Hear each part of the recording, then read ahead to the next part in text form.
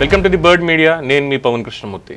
హైదరాబాద్ నీట మునిగింది ఈ మాట అన్నందుకు నిజంగానే బాధపడాల్సి వస్తుంది. ఎందుకు అంటే మొన్నటి వరకు చూసాం అమరావతి నీట మునిగింది అని చెప్పి ఇక్కడ ఉన్నటువంటి బీఆర్ఎస్ నేతలు కొంతమంది, అలాగే కొంతమంది కాంగ్రెస్ నేతలు, అలాగే ఎవరైతే ఈ పొలిటికల్ గేమ్లో ఉన్నారో వాళ్ళందరూ కూడా ఆంధ్ర మీద పడి మాట్లాడినటువంటి వాళ్ళు నిజంగా ఈరోజు ఒకసారి కళ్ళు తెరుచుకుని చూడాలి. ఇక్కడ హైదరాబాద్ అంటే హైటెక్ సిటీ ఏం ములగలేదు, లేదంటే ఇతరత్ర కాదు.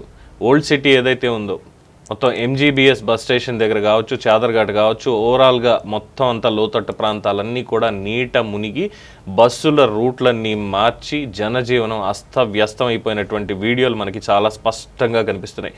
చాదర్ఘాట్లో అయితే ఇళ్ళు కూడా నీటిలో మునిగిపోయాయి. చాదర్ఘాట్ అంటే నథింగ్ బట్ మూసీ నది పక్కనే ఉంటుంది, మీ అందరికీ తెలిసినటువంటి విషయమే.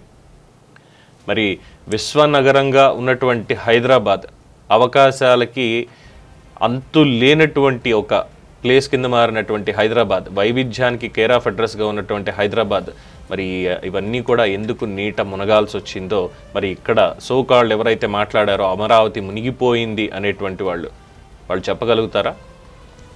అలాగే మూసీ ప్రక్షాళన అని ముఖ్యమంత్రి రేవంత్ రెడ్డి గారు ప్రకటించగానే ఇంకేముంది, పేదల ఇళ్ళు కూల్చేస్తున్నాడు, పేదల్ని నాశనం చేసేస్తున్నాడు, ఈ మూర్ఖపు సీఎం అని చెప్పి మొదలుపెట్టారు కేటీఆర్ గారి దగ్గర నుంచి కూడా.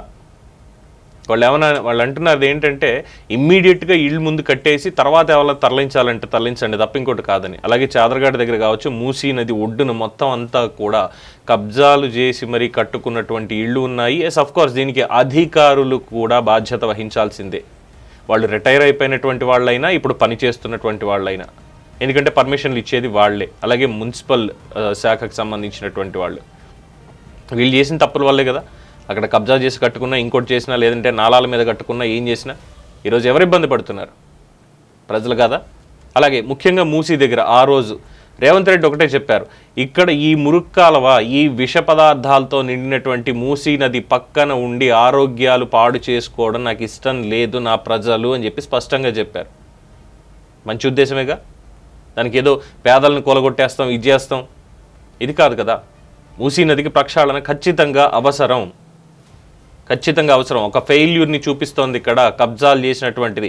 అది ఉమ్మడి రాష్ట్రం నుంచి చేసుకుంటూ వచ్చారా, లేదంటే గత 10 ఏళ్లలో పెరిగిపోయాయా, ఇవన్నీ కూడా మనం పరిగణలోకి తీసుకోవాలి ఖచ్చితంగా.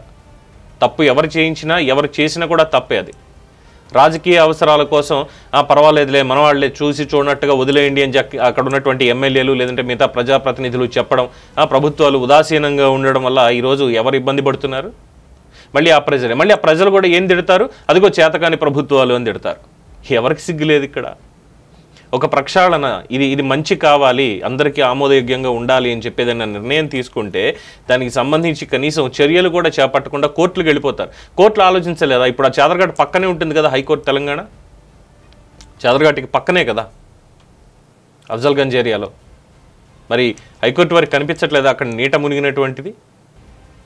ఇప్పుడు మాట్లాడే వాళ్ళ మీద హైకోర్టు వారు ఎటువంటి వ్యాఖ్యానం చేయలేరా? అయ్యా ఇక్కడ నీట మునుగుతోంది, ఎందుకు మీరు అడ్డుపడుతున్నారు మూసీ ప్రక్షాళనకు కానీ దీనికి కానీ అని చెప్పి ఎందుకు వారు మాత్రం అవ్వట్లేదు? అంటే నేను గతంలో చెప్పినట్టుగా ఒక వ్యవస్థ ఇంకొక వ్యవస్థను కాపాడుకోవడానికే ఉన్నాయి తప్పితే ఇక్కడ వాళ్ళకి ప్రజల గురించి కాదు అనేది ఇక్కడ అర్థం చేసుకోవాలా? ఎన్నిసార్లు వింటున్నాం 2014లో రాష్ట్రం విడిపోయిన దగ్గర నుంచి మొదలు ఏం చేశారు? మున్సిపల్ శాఖ మంత్రిగా ఉన్నప్పుడు కేటీఆర్ గారు ఏం చేశారు? ఇప్పుడున్నటువంటి మంత్రులు ఏం చేస్తున్నారు? అసలు అందరూ కలిసి మీరు రోజు తిట్టుకోవడానికి, ప్రెస్ మీట్లు పెట్టడానికి, దాన్ని మేము పిచ్చి గొర్రెల్లా చూడడానికి సరిపోతుంది తప్పితే వాస్తవంగా ఏం జరుగుతోంది, ఏం చెప్తున్నారు ప్రజలకి, ఏంటి అవుట్కమ్, ఏంటి పాజిటివ్ అవుట్కమ్ ఏమొస్తుంది అనేది ఏమైనా ఉందా అసలు? పర్టికులర్గా ఈ ఆస్పెక్ట్లో. ఎందుకంటే అన్నిట్లోనూ ఈ విధానం లేదు. కొన్నిట్లో మాత్రం రాజకీయంగా ఎక్కడైతే మనం లబ్ధి పొందాలి అనుకుంటామో దాని దగ్గర మాత్రం చాలా చక్కగా ఉన్నారు. ఇక్కడే కాదు, రాష్ట్రాల్లో, తెలుగు రాష్ట్రాల్లో ముఖ్యంగా మనం మాట్లాడుకుంటే అక్కడ బుడమేరుకు సంబంధించి అలాగే చేశారు. బుడమేరు ప్రక్షాళన జరగాలి, ఆ సింగనగర్ దగ్గర ఎవరు మళ్ళీ ఇబ్బంది పడకూడదని ప్రభుత్వం తీసుకుందామంటే వాళ్ళు ఇప్పుడు కోర్టులకు వెళ్తున్నారు. ఇవన్నీ కబ్జాలు చేసినటువంటి వాటిలో లేఅవుట్లు వేసేసి అక్కడ కట్టేసి నాళాలను ఆక్రమించి, కాలువలను ఆక్రమించి, డ్రైన్లు పూర్తి చేసి కట్టేసి అమ్మేసి ఈరోజు ప్రజలు లబోదిబోమంటున్నారు. మేము లెజిటిమేట్గా కొనుక్కున్నాం. నిజమే, చాలామంది లెజిటిమేట్గా కొనుక్కున్నారు, కష్టార్జితం పైసా కూడబెట్టి కొనుక్కున్నారు. కానీ అక్కడ అక్రమంగా కట్టడానికి పర్మిషన్లు ఇచ్చినటువంటి ఆ వెధవలు ఎవరు? వాళ్ళని చూస్తూ వదిలేసినటువంటి పాలకులు ఎవరు? ఈరోజు ప్రజలు ఇంతమంది ఇబ్బంది పడాలా?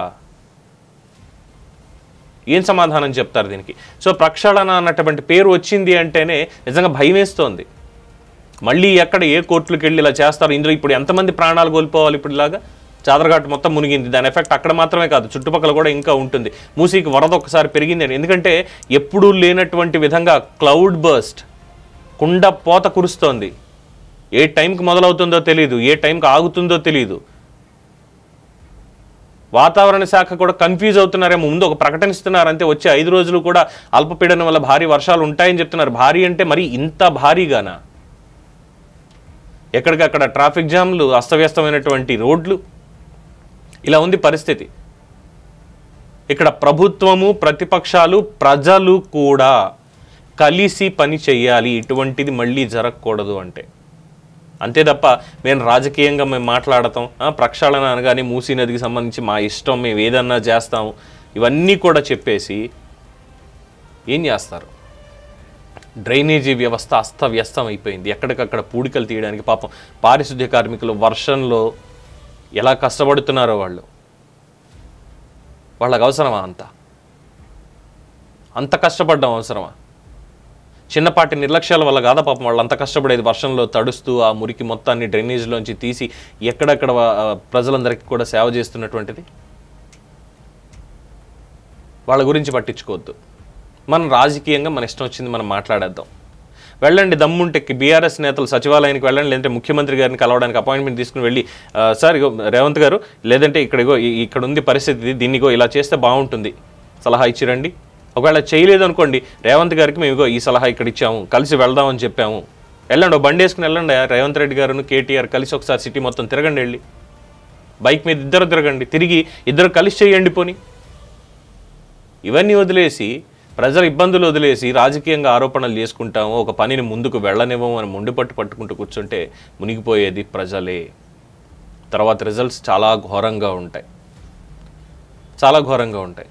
ఎస్పెషల్లీ ఇలాంటి ప్రకృతి విపత్తులు వచ్చినప్పుడు, లేదంటే వర్షాలు, వరదలు, వీటి వల్ల ఇబ్బంది పడుతున్నప్పుడు ప్రక్షాళన మూసీలో మాత్రమే కాదు, అధికారుల్లో కూడా జరగాలి, అధికారుల బుర్రల్లో కూడా జరగాలి ప్రక్షాళన, ప్రజల బుర్రల్లో కూడా ప్రక్షాళన జరగాలండి ఖచ్చితంగా. ఏదేమైనప్పటికీ ఖచ్చితంగా ఇక్కడ హైడ్రావర్ని మెచ్చుకోక తప్పదు. వాళ్ళు చేస్తున్నటువంటి పనికి ఎవరు తిట్టుకున్నా, ఏం చేసినా, ఎటువంటి విమర్శలు చేసినా హైడ్రా అనేది ఖచ్చితంగా హైదరాబాద్కే కాదు రాష్ట్రానికి కూడా అవసరం. మొత్తం రాష్ట్రానికి అంతా కూడా హైడ్రా కావాలి. ఈ ప్రభుత్వ భూముల దీనికి సంబంధించి మాత్రమే కాదు, ఎక్కడ డిజాస్టర్ వస్తుందో మొత్తం అని ముందుగా క్యాలిక్యులేట్ చేసి ఎటువంటి చర్యలు తీసుకోవాలో దానికి చెప్పాలి. అలాగే వచ్చేటువంటి ఒత్తిళ్ళు, ఇంకెవరో చెప్పారు మాకు ఈ అధికారం ఉంటే కుదరదు అని చెప్పి రంగనాథ్ గారిని మార్చింది ప్రభుత్వం అంటే అంతులేని అవినీతిలో కూరుకుపోయినట్టే. దీని మీద మీ అభిప్రాయాన్ని కామెంట్స్ రూపంలో తెలియజేయండి. చూస్తూనే ఉండండి ది బర్డ్ మీడియా. ఈ వీడియో కనుక మీకు నచ్చినట్టయితే లైక్ చేయండి, షేర్ చేయండి, సబ్స్క్రైబ్ చేయండి. అలాగే పక్కనే ఉన్న బెల్ ఐకాన్ని క్లిక్ చేయండి.